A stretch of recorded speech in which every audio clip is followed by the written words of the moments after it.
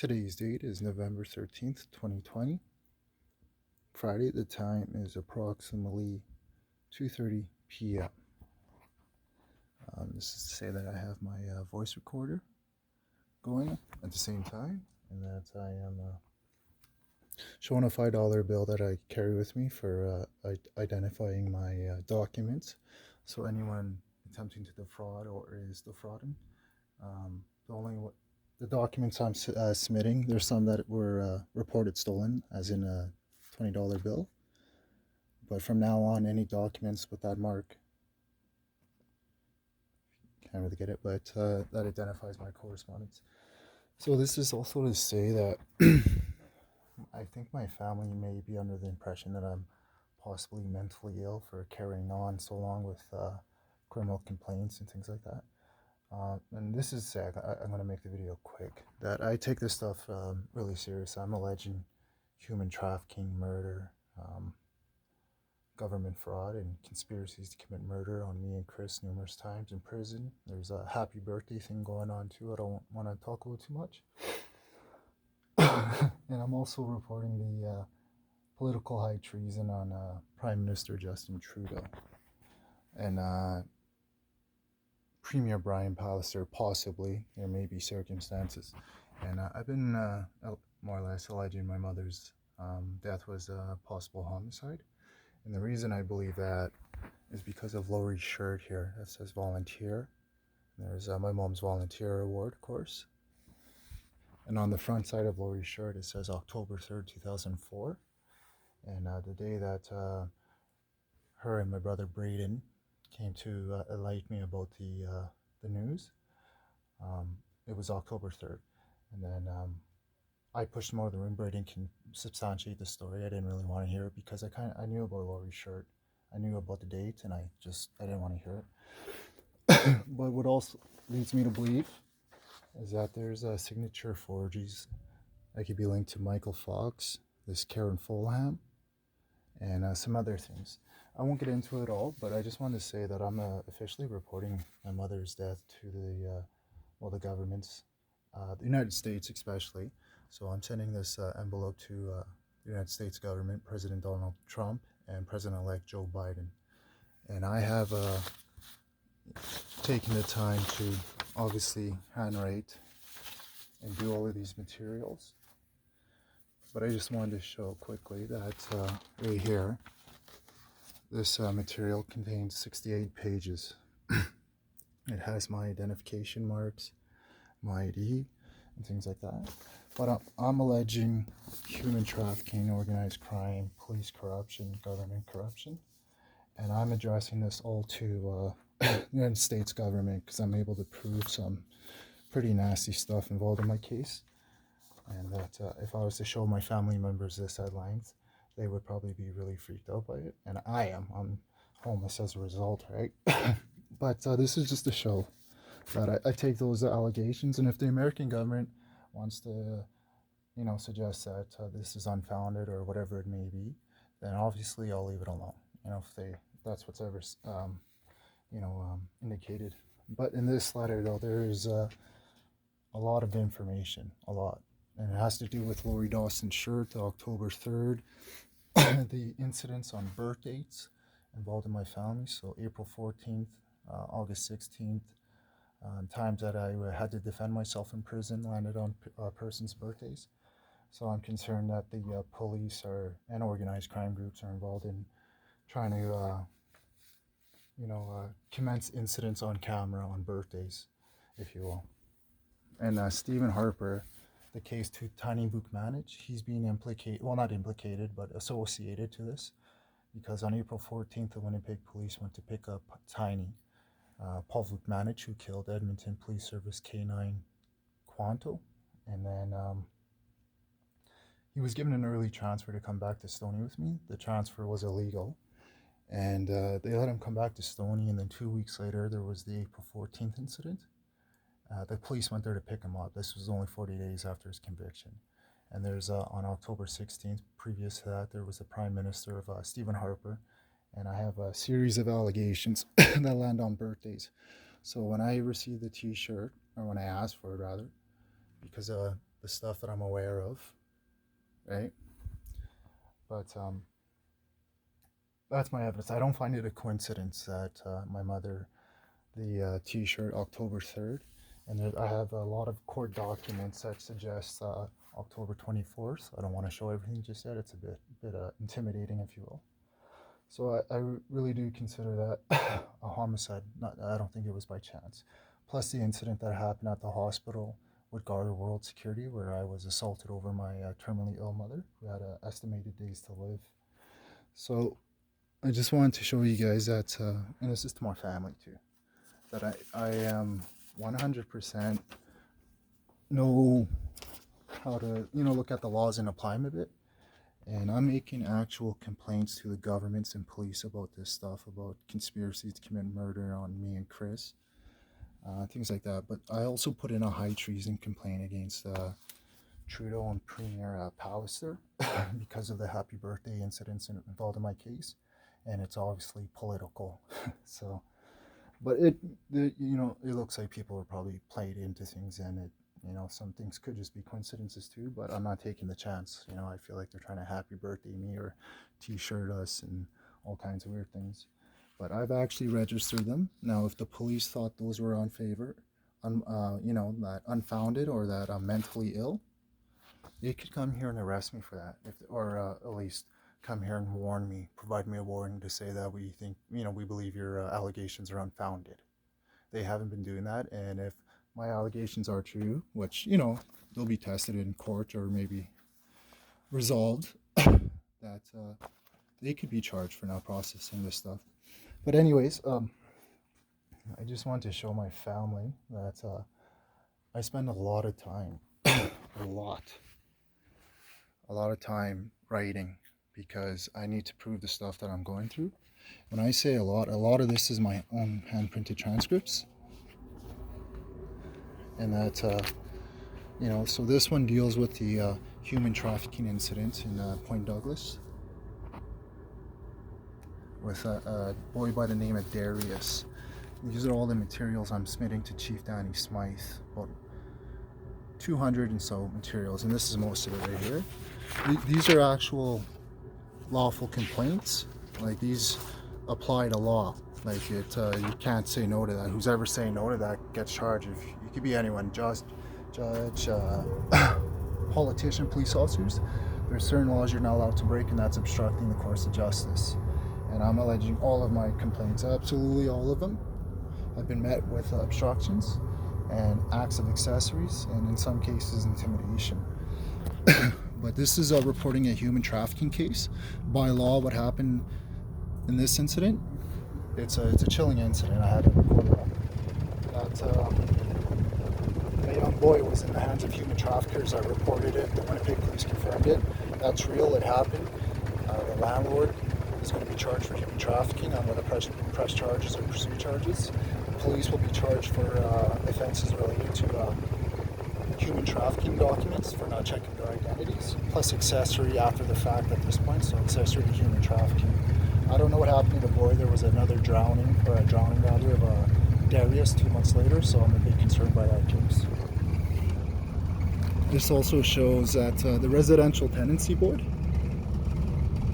I put in for the Residential Tenancy Board here, and I had a conversation with Annette, and there's one of the only evidence I have from the Residential Tenancy Board. I have the original copies, of course, but I'm alleging they committed criminal offenses in their decisions. They're obligated to put me before a hearing, and they can be subject to criminal charges under the Residential Tenancy Act themselves. So I'm sending this one today to Premier Brian Pallister, if I can still make it there on time. And then there's that. I've also reported concerns. This is all my, I'm still on my illegal eviction from Lauren. My family feels that, well, not my family, but some are under the impression because I stopped paying rent that they were allowed to evict me. Yes and no, but there was a law in place right now for COVID-19, and it made it illegal in the circumstances of what happened. I had the rental property wasn't being taken care of. I have recordings of me paying Brendan, so plus I have documents proving tenancy, a rental form from EIA with Brendan's signature, plus a legal notice made under law to enter the premises when I was there to the tenant. So I have sufficient evidence to say I was the tenant, and that's all the law requires. Implied agreement. He was under a duty after 6 months to make a rental agreement, not me, he was. So he's at fault. He broke all, him and the police and the Justice Department virtually broke all the laws that could have been applied in this case. And, I reported it to the Manitoba Legislative Building. That's supposed to be Manitoba Protective Service. And I also, so it's really proven at length is what I'm saying. And I'm alleging that incident was really more or less a conspiracy to commit intimidation, and it is so by law. Like, I have a recorder, there's video of it, and I'm able to prove that they got together collectively, about 8 police officers, and criminally conspired to remove me from my residence, despite lawful public health orders and Residential Tenancy Act legislation. They did that, plus now they're subject to the criminal code for the intimidation, the fabricating of evidence. They lied for a reason to get in the house. They said I was selling drugs, which I wasn't, obviously, right? So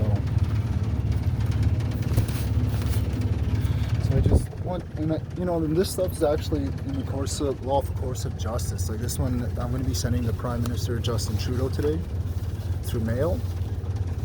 And I was going to get Jamie, I was hoping Jamie would witness all these documents. I made all these things for her right here. I guess she probably had to work today. But this would have had a witness to all of my documents that I'm sending in. I hand printed in to make sure that no one can claim this and that there's no further fraud and obstructions happening. So these are all actual legal documents going to government institutions and offices and police stations. So anyone that's preventing this would be obstructing justice, and at this point, intimidation, obviously. I also want to report that my original residential tenancy package claim went missing, and I've been calling and asking the RTB to send me another one, and I informed them that this one missing, and then same with the May 9th, 2018 Mental Health Act forms. So I'm concerned I'm being subject to who knows, but they went missing, and I reported them as whatever it may be or may not be. So I just want to show that you guys, these are actual, this is putting a letter out to the David Asper at the Manitoba Police Commission, and I'm asking for the original letter to a Winnipeg Police Board complaint that I made against Chief Smythe, and I have more than sufficient enough signatures and documents from the government and police to show and prove that they're breaking laws criminally, and that I could lay informations against them. This is also to CBC. I was going to send this. I don't know if I'll be able to make it today. So, and another thing is, just people may think this might have been funny, but November 11th, 2020, when I say that I'm absolutely 100% pursuing treason and crimes against humanity, I mean so on Remembrance Day. 2 minutes after 2 minutes of silence for remembrance of the soldiers, I placed an immediate call to Prime Minister Justin Trudeau's office 2 minutes after silence, and pretty well letting him know that I'm not gonna forget that one, right? This is in regard to the Omar Carter case. I'm alleging the Canadian government fabricated evidence, misleading causes to pay out Omar Carter. And under law, when you mislead, and it's proven, it's fabricating evidence. So they were before the constitutional court challenge case with Omar Carter on a corner powers of a case, democracy. It's a major case when you really think about it. But not only am I complaining high treason on this, and I say high treason, see that's what I reported it as, it's because of the crimes that are being committed on me as this stuff is happening. When I'm reporting this, I'm reporting murders, happy birthdays, So it's to show that I'm not, But I'm homeless as a result of this stuff, as a illegal conspiracy from the Winnipeg Police and the Justice Department and the landlord, Brendan Ryan. And, so obviously I'm being subject to, degrees of intimidation, what that's affecting my life, quality of life, being forced into homelessness, things like that. So, but this is just to show I also registered a high treason complaint with the Winnipeg Police Station. And in order to prove some cases, you got to take a lot of other cases to demonstrate this is what it led and this is what I was complaining about, plus more. I won't get into everything. But when you're committing acts like this, such as happy birthdays and major fraud, conspiracies, commit murders, I'm alleging that it's conformed into high treason. Because what I'm doing in a sense too is with the Omar Carter, Christopher James Spear rather, I'm defending defending him for the wrong Canada made. And for me to be subject to this stuff, I just think that is just insane. So, but I registered this in the police under the Crimes Against Humanity Act, war crimes.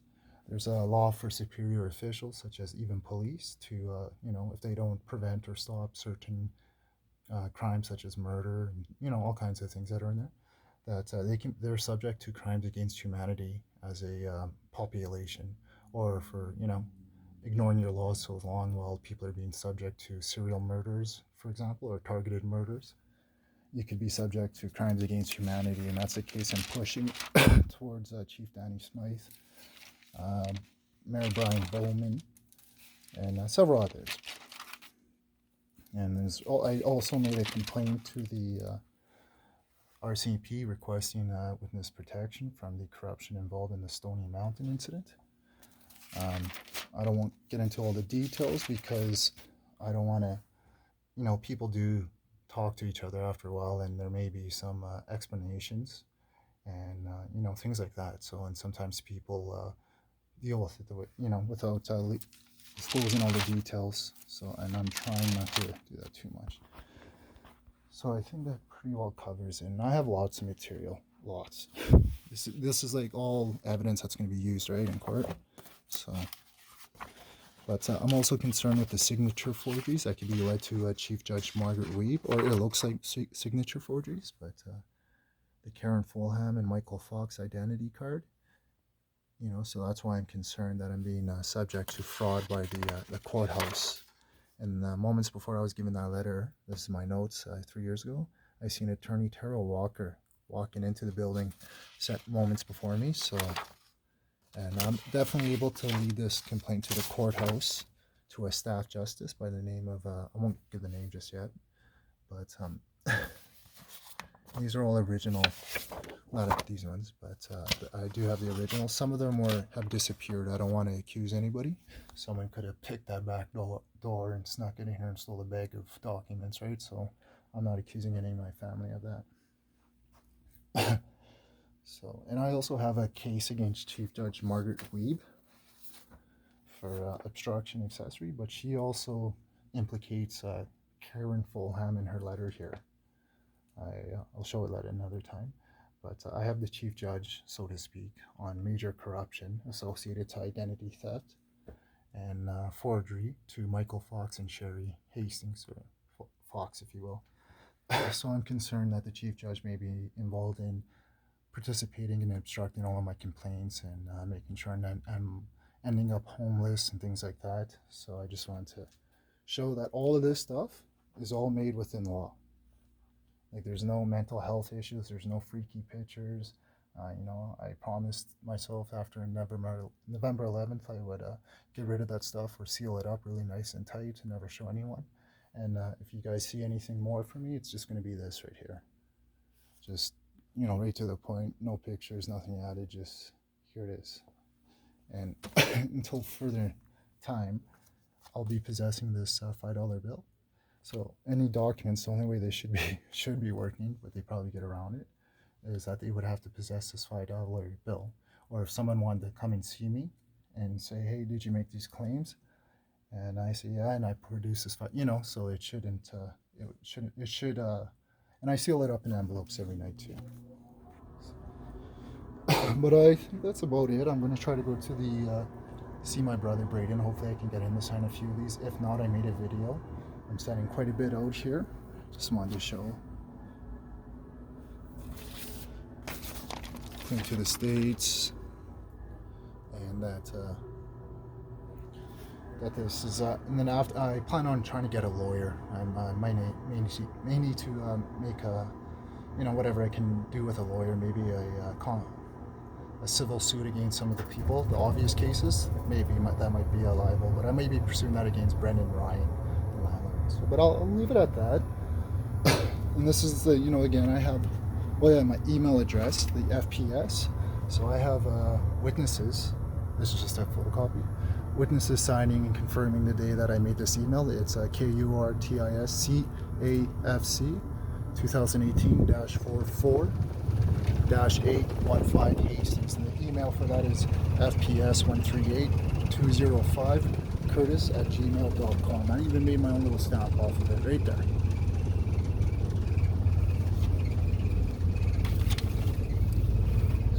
Right there. So when I say I'm reporting it, I actually mean I'm reporting it with actual documents, not just pictures and propaganda. This is all lawful stuff. So I'll leave it at that. This is also to say the Canadian government's been aware of my concerns for a few years now. Right. Some original signatures. So these documents right here actually implicate the Canadian government in corruption involved in my case, and that means I reported to, this is me trying to get my great-grandfather's records. I reported my former email address, obvious birthday corruption, conspiracies, things like that, the Omar Carter deal, the Stony Mountain violence.